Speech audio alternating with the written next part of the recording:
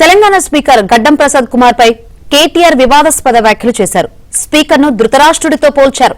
MLA కాల Yadaiah party మారినట్లు ఆధారాలు ఉన్నా వేటు వేయడం లేదన్నారు.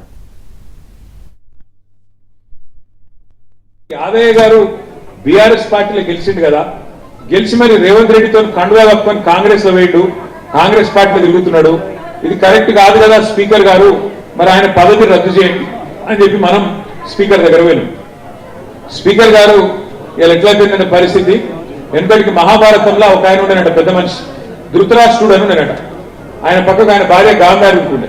ఈ ధృతరాష్ట్రుడు ఏంటంటే ఆయన కళ్ళబడ్డా కూడా అన్యాయం జరుగుతుంది అని కళ్ళబడితే కూడా ఆయన కనబడనట్టు యాక్టింగ్ చేస్తుండేనట.